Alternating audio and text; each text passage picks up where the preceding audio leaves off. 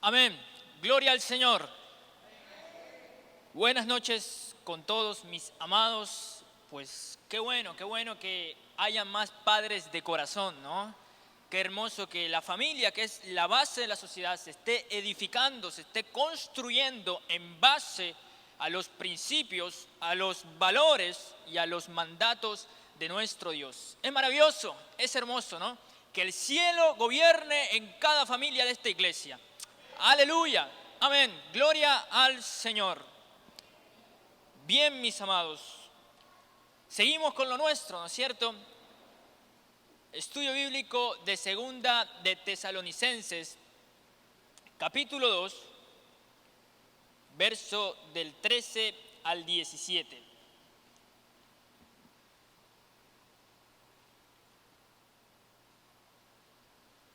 Antes de iniciar vamos a tomar este tiempo en oración, que sea el Señor guiando todo este estudio bíblico. Padre Santo, gracias Señor, te damos una vez más por tu presencia. Gracias Espíritu Santo por estar en este lugar. Te amamos, te anhelamos, te adoramos. Es por ti que estamos aquí esta noche, Señor. Gracias por el privilegio de estar aquí en este lugar, esta noche, en este estudio. Creemos que tienes algo grande para nosotros esta noche. Creemos, Espíritu Santo, que vas a sorprendernos. Y desde ya estamos expectantes, atentos a todo lo que tú tienes para nosotros en esta noche. Una vez más te rogamos, Espíritu Santo, que sean tus palabras en mi boca, tus pensamientos en mi mente, para hablar solamente aquello que tú quieres que yo diga. Gracias, Señor, y que toda la gloria y la honra sea solamente para ti. En el nombre de Cristo Jesús, amén y amén. Bien, Segunda de Tesalonicenses, capítulo 2, verso 13 al 17. Yo voy a leer el verso 13, ustedes el 14, yo el 15, ustedes el 16 y yo termino con el 17. Pero nosotros debemos dar siempre gracias a Dios respecto a vosotros, hermanos amados por el Señor, de que Dios os haya escogido desde el principio para salvación mediante la santificación por el Espíritu y la fe en la verdad.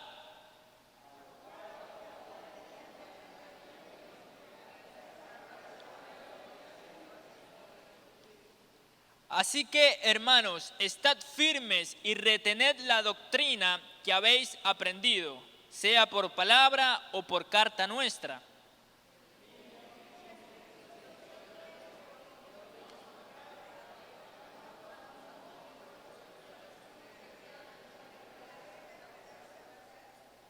Hermoso, mis amados, muy bien hecho. Conforte vuestros corazones y os confirme en toda buena palabra y obra. Bien,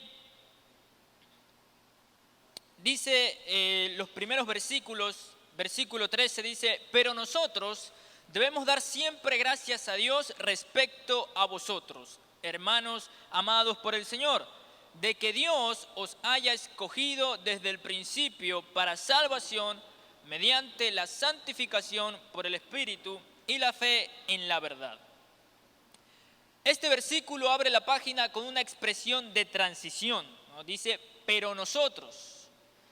La parte precedente de la carta, que trata sobre el engaño y la condenación, es tan cargada y tan triste que el Espíritu Santo lanzó un rayo de sol para atravesar esas tenebrosas nubes, ¿no? ¿Recuerdan los versículos anteriores? Hablábamos del anticristo, ¿no? Que Dios iba a enviar un poder engañoso, el anticristo, el hijo de perdición, el hijo de maldad, que iba a venir a engañar a este mundo. Una vez que la iglesia sea arrebatada, y no solo eso, sino que iban a tener que pasar por la gran tribulación todos aquellos que se iban a quedar para ser engañados por el anticristo. Entonces, Pablo dice, pero nosotros, ¿no? Y habla hay como un rayo de luz, dicen sus notas, ¿no? Que el Espíritu Santo lanza sobre esta carta para apaciguar toda esta terrible situación que se viene presentando en los versículos anteriores. Ahora es interesante la frase que utiliza Pablo, ¿no? ¿Qué frase usa Pablo para referirse a los destinatarios tesalonicenses en el versículo 13? Dice, hermanos amados, ¿no es cierto? Ahí pueden ir completando en sus notas. Hermanos amados, esa identidad salvadora debería recordarnos algo que leímos al embarcarnos en nuestro viaje allá por 1 de Tesalonicenses capítulo 1, verso 4. 1 de Tesalonicenses capítulo 1, verso 4 dice: sino que según fuimos aprobados por Dios para que se nos confiase el Evangelio, así hablamos, no como para agradar a los hombres, sino a Dios que prueba. Perdón, estoy leyendo del capítulo 2. Capítulo 1, verso 4 dice: porque conocemos, hermanos amados de Dios, vuestra elección. Ahí está, amados. Ustedes tienen el versículo allí y me dejan seguir leyendo otro versículo, ¿no?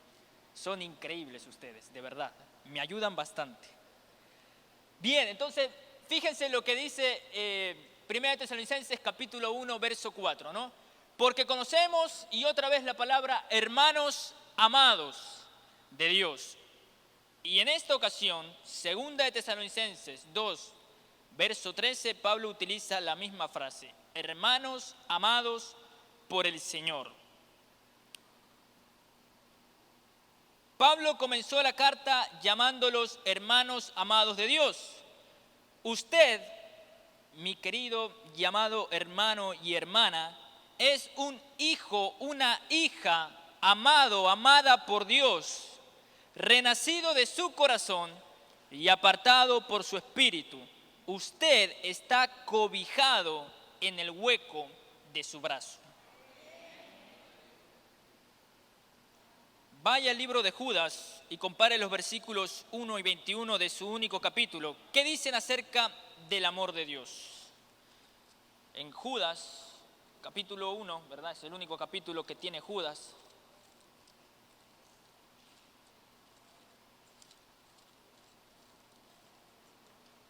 Judas, capítulo 1, verso 1 y el verso 21.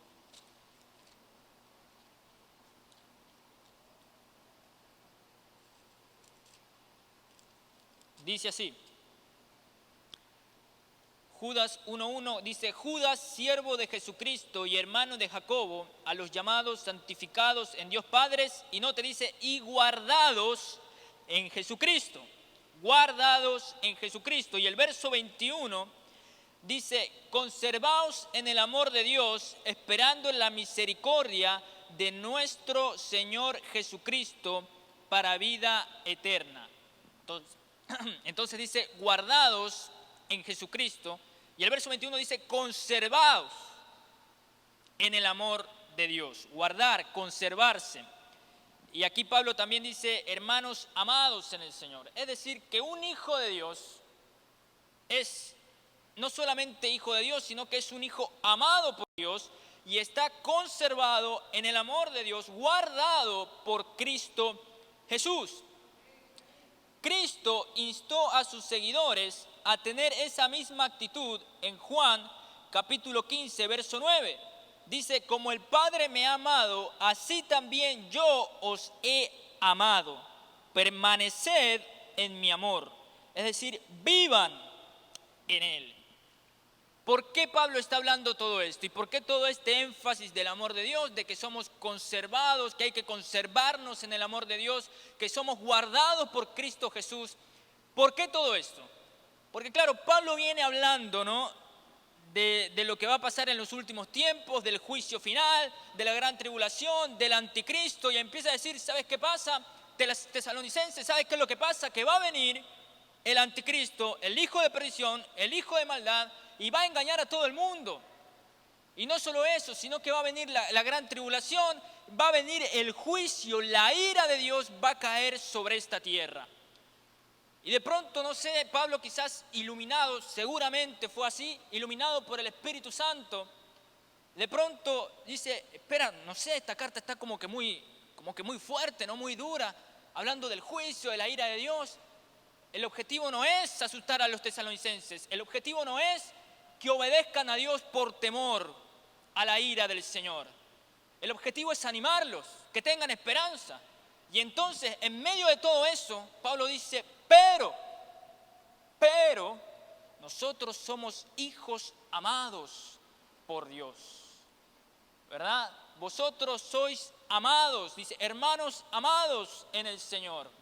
Y eso es lo que Pablo le quiere decir a la iglesia de los tesalonicenses y lo que Dios nos dice ahora también.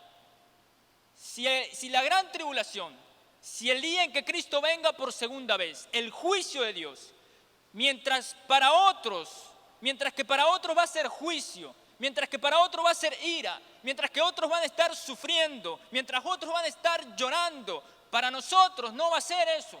Mientras para otros va a ser una terrible noche de juicio, para nosotros será un día lleno de gloria y de esperanza, porque somos hijos amados por Dios.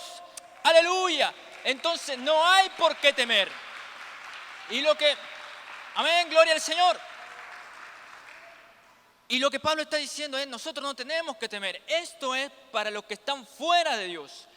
Pero al que permanece en el amor del Señor es hijo amado por Dios y está en el hueco de su corazón, ¿no? Está cubierto, está guardado por el mismo Cristo. Entonces, es lo que Pablo le dice a los tesalonicenses y lo que debemos tener bien presentes. No hay por qué atemorizarnos de aquel día. Todo lo contrario, llenémonos de gozo y de alegría de que nuestro Rey venga por segunda vez. Porque para nosotros será un día glorioso, lleno de esperanza. Amén. Ahora el verso 14 dice, para esto, Él os llamó por medio de nuestro evangelio, para alcanzar la gloria de nuestro Señor Jesucristo. ¿Para qué fuimos llamados mediante el evangelio? Para alcanzar la gloria de nuestro Señor Jesucristo. Lo que parece una mala noticia en Romanos 3:23 es en realidad la llave de oro que abre este cofre de perlas. Versículo muy famoso, ¿no es cierto? Romanos 3:23, que dice, por cuanto todos pecaron, están destituidos de la gloria de Dios. Pero aquí Pablo dice, dice que fuimos llamados para alcanzar la gloria de nuestro Dios. Entonces, por un lado, Romanos 3:23 nos dice, todos pecaron y están destituidos de la gloria de Dios. Y segunda de Tesalonicenses, capítulo 2, verso 14, dice, fuimos llamados para alcanzar la gloria de nuestro Señor. Charles Wanamaker lo expresa de esta manera. Según Romanos 3:23, todos pecaron y están destituidos de la gloria de Dios. Esta idea deriva de la creencia judía de que Adán había perdido el lustre, el brillo al pecar, y que la salvación escatológica incluiría, por consiguiente, la recuperación de esa gloria divina, es decir, la apariencia externa del brillo de Dios para la humanidad salvada. ¿Qué quiere decir esto? Que cuando Pablo habla de alcanzar la gloria de Cristo, tiene en mente la transformación del pueblo de Dios en la forma divina de Cristo. Para Pablo, en un sentido último, esto estaba relacionado con la resurrección. En sus notas pueden ir completando. Resurrección, como demuestra 1 Corintios capítulo 15, verso 43.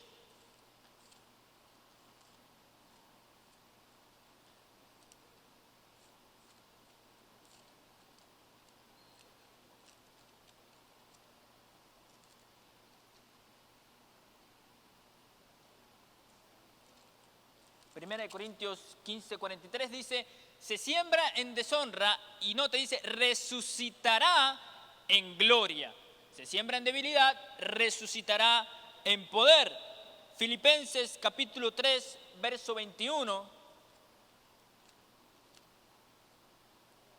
Filipenses capítulo 3, verso 21 dice, el cual transformará el cuerpo de la humillación nuestra para que sea semejante al cuerpo de la gloria suya, por el poder con el cual puede también sujetar a sí mismo todas las cosas.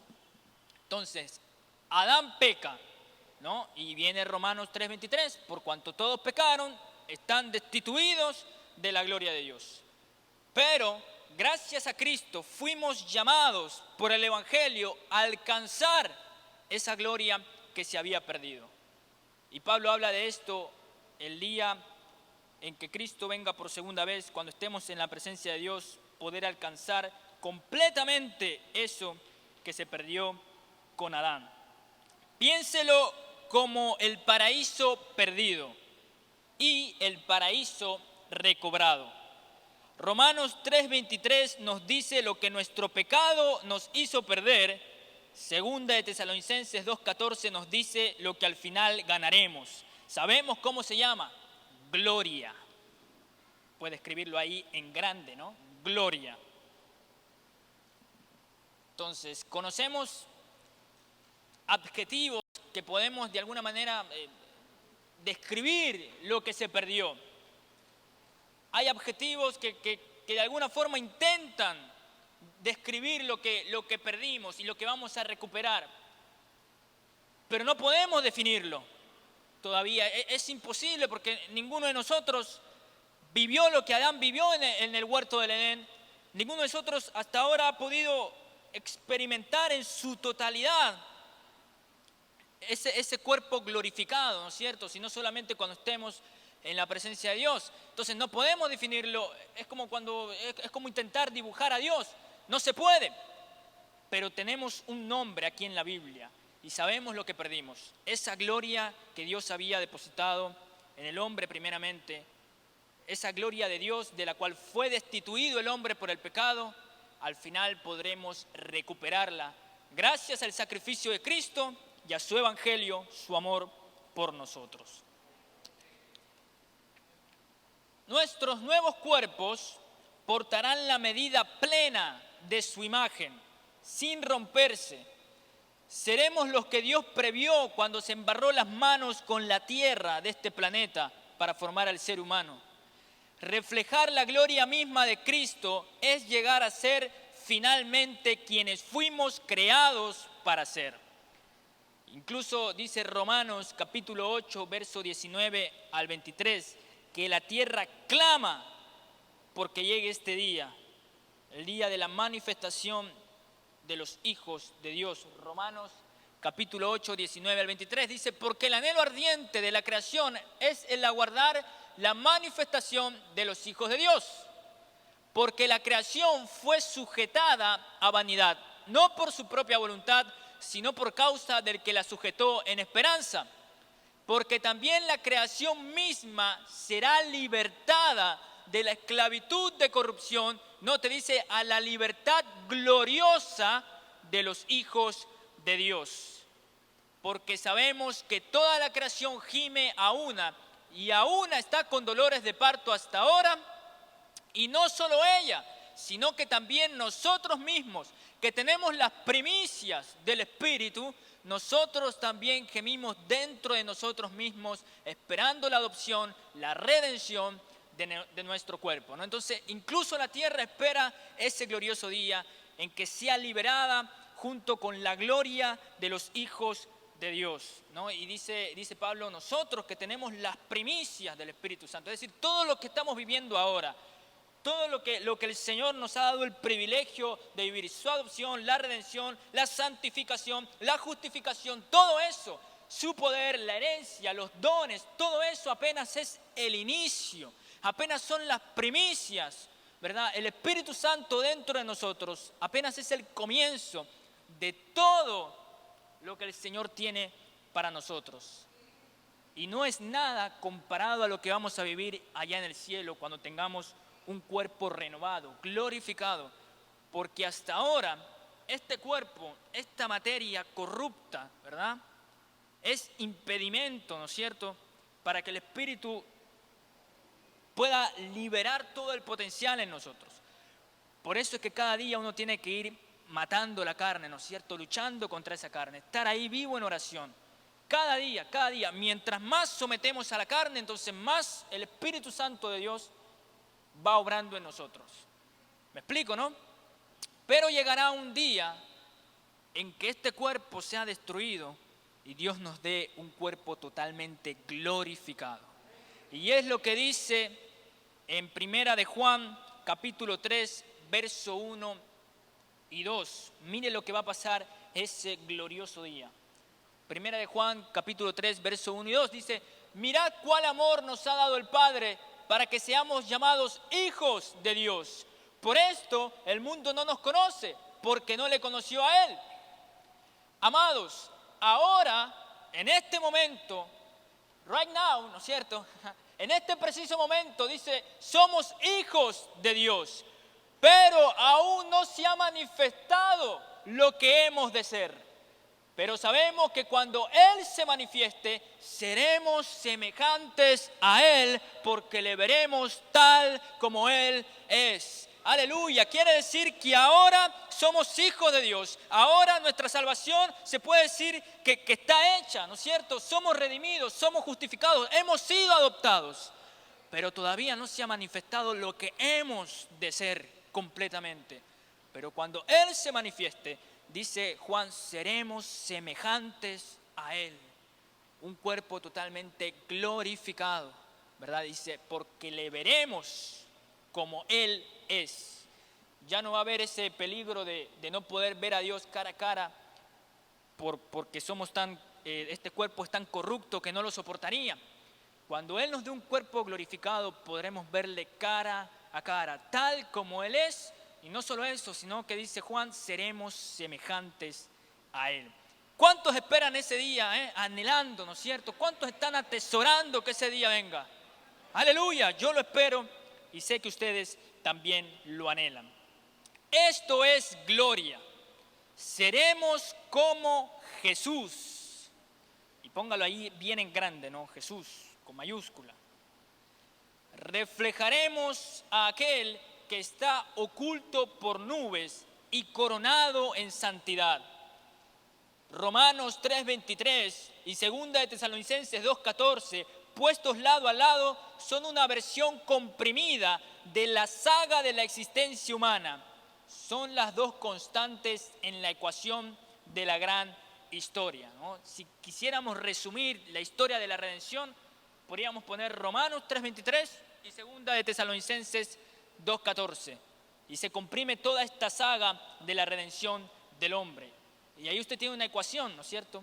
Romanos 3:23 más 2 de Tesalonicenses 2:14 es igual a la historia de la redención. Si pudo completar la ecuación, Romanos 3:23. Hay matemáticas hasta en la Biblia, mis amados, es increíble. Romanos 3:23 más 2 de Tesalonicenses 2:14 igual a la historia de la redención. Ahora, convierta ese signo más en una cruz y tendrá el medio para lograr ese fin redentor. Con los pies pegados a la roca de nuestra salvación, podemos permanecer firmes. Gracias a quien se devuelve la gloria divina, que en un principio se perdió, que en un principio fuimos destituidos. ¿Gracias a quién? Gracias a Jesucristo. Gracias a que murió en esa cruz. Si permanecemos firmes en Él, entonces podremos algún día decir y poder verlo, ¿no? Cara a cara y decir, gloria al Señor, porque decidí seguir a Cristo en esta vida. Bien, versículo 15, 16 y 17. Así que, hermanos, estad firmes y retened la doctrina que habéis aprendido, sea por palabra o por carta nuestra. Y el mismo Jesucristo, Señor nuestro y Dios nuestro Padre, el cual nos amó y nos dio consolación eterna y buena esperanza por gracia, conforte vuestros corazones y os confirme en toda buena palabra y obra. ¿En qué les dice Pablo a los tesalonicenses que permanezcan firmes y retengan? ¿Qué dice? Permanecer firmes y retener la doctrina que habéis aprendido. Muchas versiones de la Biblia traducen la palabra paradoseis, que es la palabra que se traduce como doctrina en la Reina Valera, muchas versiones traducen esta palabra como tradiciones. Tradiciones. Y algunos pueden decir, entonces Pablo nos está diciendo que retengamos tradiciones, ¿no? Que de alguna forma permanezcamos firmes en la tradición. Utilizada en este contexto, tradición, paradoseis, no se refiere a meras enseñanzas humanas o a las tradiciones del judaísmo a las que Pablo se había dedicado en otro tiempo. Más bien se refiere a la tradición apostólica dada en el nombre de Cristo, como vemos en 2 de Tesalonicenses capítulo 3, verso 6 y 1 de Corintios 11, 2 y 23. ¿Se ha podido completar sus notas, mis amados? ¿Sí?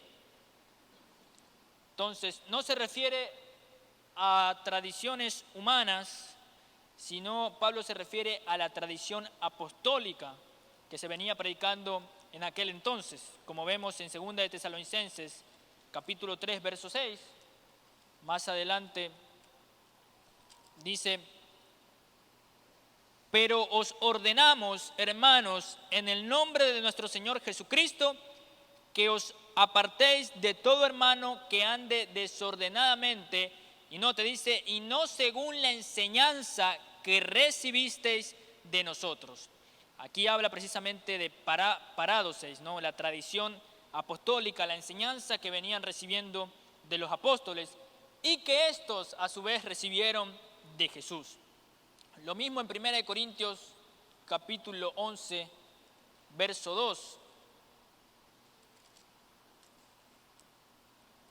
Dice, os alabo, hermanos, porque en todo os acordáis de mí.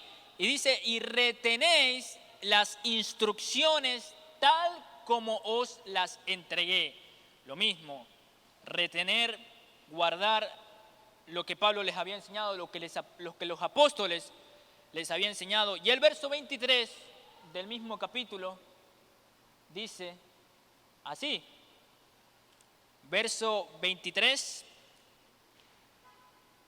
porque yo recibí del Señor lo que también os he enseñado, que el Señor Jesús, la noche que fue entregado, tomó pan, ¿no? Versículo famoso que se utiliza para la Santa Cena. Entonces, vemos a lo que se refería con la palabra paradoseis, tradiciones. No hablaba de meras tradiciones humanas, ¿no? de lo que hombres quizás escribieron en algún momento, se hizo tradición y ahora se hace por costumbre. No habla de eso. No, hay muchas religiones que hacen un montón de cosas solo porque así lo dice la tradición. Y no se trata de eso. Aquí Pablo habla de una tradición, es de la doctrina, de la enseñanza que ellos daban, que guarden eso, que se mantenga firme, que no la cambien, que no la adulteren, ¿verdad? Que no tergiverscan esa versión, porque esa enseñanza no era de hombres, no era enseñanza humana, sino enseñanza de Dios. Amén. Decía Pablo, yo recibí de Dios lo que también os he enseñado.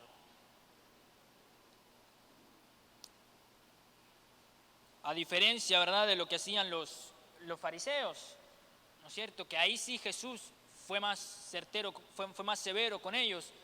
En Marcos capítulo 7, verso 8 y 9, Jesús les dice, vosotros dejando el mandamiento de Dios, os aferráis a tradiciones humanas, ¿no? Y dice, invalidan el mandamiento de Dios con tal de seguir vuestras tradiciones humanas, le decía Jesús a los fariseos. Entonces, tradiciones humanas, no, mis amados, pero tradiciones de Dios, enseñanzas de Dios, deben mantenerse firmes y poder cumplirlas y permanecer en ellas. Amén. Ahora, fíjense en el último versículo, en el verso 17, dice, y el mismo Jesucristo, Señor nuestro y Dios nuestro Padre, el cual nos amó y nos dio consolación eterna y buena esperanza por gracia, dice, conforte vuestros corazones. Consolación, confortar, fortaleza en medio de la aflicción, en medio de tribulación. Tenemos un Dios que consuela, tenemos un Dios que fortalece. Aleluya. Recuerdo una vez cuando estaba en Argentina, en el Instituto Bíblico, es un internado, entonces uno hace amigos de distintos países y de vez en cuando uno puede pues, visitar las habitaciones, pasar un lindo tiempo con ellos, conversar, dialogar. Pero recuerdo particularmente a un amigo que estando en el instituto, él era de otro país, él es de Colombia, estando allá en Argentina, le informan que su abuelito había fallecido. Ahí sí me escuchan bien. Le informan que su abuelito había fallecido. Sí me han escuchado el resto del estudio bíblico, ya no sé si es, con razón yo sí veía que... Bien, le dicen, ¿sabes qué? Tu abuelito ha fallecido. Entonces, allá todo el mundo se entera de todo, ¿verdad? Entonces, todos sabíamos. Y yo sinceramente no sabía qué decirle. Él era muy allegado, él es muy allegado a mí y no sabía qué decirle, ¿verdad? Ahí en el instituto te enseñan teología pastoral y bueno, te dicen toda clase de versículos, toda clase de frases que puedes emplear en estas circunstancias. Pero el tema es que él también había visto esa clase conmigo, así que no había nada que yo pueda decirle que él ya no lo sepa. Y sinceramente yo no sabía qué decirle, yo no sabía qué hacer en esas circunstancias. ¿Qué se le dice a alguien que ha perdido un ser querido? Y no solo eso, sino que también ha visto teología pastoral contigo, ¿no? Que ya se las sabe todas. Entonces, ¿qué puedes hacer? Y no sabía qué hacer. Y no solo eso, sino que él era una persona muy sensible, muy sentimental. Y yo dije, wow, el tipo debe estar devastado. Pero cuando yo lo vi, no es que estaba feliz, no es que estaba gozoso, pero de alguna manera no estaba quebrado, sino que lo estaba llevando de una manera que yo decía, wow, este no es mi amigo. Él es más sensible, él es más sentimental. ¿Cómo es que no está quebrado? ¿Cómo es que no está de pronto pensando en regresarse a su casa? Y entonces comprendí lo que también está en sus notas, ¿no es cierto? Que esa fortaleza, ese consuelo que tenía él, no provenía de él mismo, sino que provenía de Dios. Y que aún si yo no sabía decir algo, yo decía, gracias Jesús, porque aunque yo no pueda confortarlo, tú siempre puedes confortarlos. Tú siempre puedes darle el consuelo que necesitan. Y comprendí lo que dice en sus notas. A veces, personas que no tienen fuerza alguna atraviesan un tiempo horrible. Usaron todas las fuerzas que tenían solo para aferrarse a Jesús. Y Él fue suficiente. En sus debilidades, Él fue fuerte. Y es lo que le pasó a mi amigo. Y gloria a Dios por eso. Para terminar, fíjese en la palabra consolación. La tragedia vivida por mi amigo me recuerda mucho esta palabra. Eso es lo que yo le pedía en mi oración a Dios que Él recibiera. Mientras me dirigía a su habitación, le dije a Dios, por favor, no permitas que diga nada estúpido. Él y yo somos amigos desde hace décadas. Bueno, no desde hace décadas, pero para mí era una amistad desde hace décadas. Así que sé que me habría perdonado, pero de todos modos quería evitarle eso. Él ama a Jesús, se aferra a su palabra. No necesitaba que yo le citara un pasaje bíblico. Necesitaba una taza de café. A él le gusta mucho el café. Y tengo que confesarles algo, en el instituto habían cafeteras, pavas que se las metía, por así decirlo, ilegalmente, ¿no? Porque no estaban permitidas, consumía más energía. Pero él era de esos porque se las arreglaba para tener ahí una pava, le llamaban, ¿no? Que era donde calentaban agua. Y siempre se hacía su cafecito. Entonces yo iba con esa idea a su habitación, ¿no? De pronto voy allá, le digo, ¿te puedo preparar un café del tuyo, no es cierto? Porque yo no tenía. Y esa era mi idea, no sabía qué más hacer.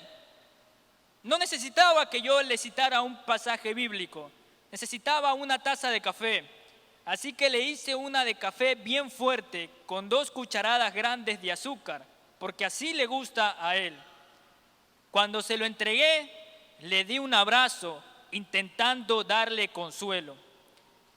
El café es una ayuda temporaria, se pierde, pero la consolación de Dios es eterna.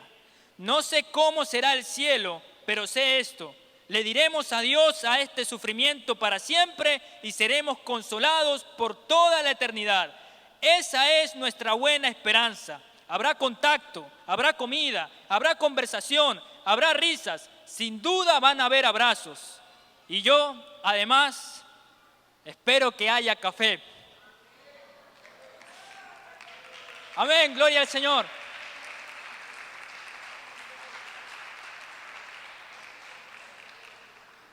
Padre Santo, gracias, Señor, te damos por esta noche. Gracias, mi Dios, una vez más por tu palabra. Eres bueno, eres hermoso, eres precioso, te amamos, te adoramos, mi Dios. Y gracias porque esta noche, Señor, nos trajiste aquí esta noche para decirnos no temas, para decirnos no tengas miedo. ¿Cuál es la aflicción que te preocupa? ¿Cuál es el problema? ¿A qué le temes? ¿Existirá algo que yo no pueda resolver? ¿Habrá algo que sea lo suficientemente difícil que yo no pueda solucionar? No existe nada que sea imposible para ti, mi Dios. Y gracias porque en medio de pruebas, en medio de aflicciones, tú estás esta noche diciéndonos no temas. Eres mi hijo amado. Te amo, te protejo, te guardo en mi corazón. Estás cubierto bajo mi amor, bajo mi misericordia. No existe nada que pueda pasarte, ni a ti ni a tu familia. Nada que pueda escaparse de mi control. Gracias, Señor, te damos por tu palabra. Y gracias porque en medio de tanta aflicción, de tanta violencia, de todo lo que se está viviendo en este mundo hoy en día, Señor, en medio de todo eso, de tanta crueldad, de tanta maldad, tenemos esperanza en Cristo Jesús, anhelando prontamente tu segunda venida, sabiendo que te veremos cara a cara y seremos semejantes a ti. Ayúdanos, Señor, a permanecer firmes en tu palabra, retener tu doctrina, tu tradición y perseverar en todo cuanto has deseado para nosotros. Gracias te damos, Señor.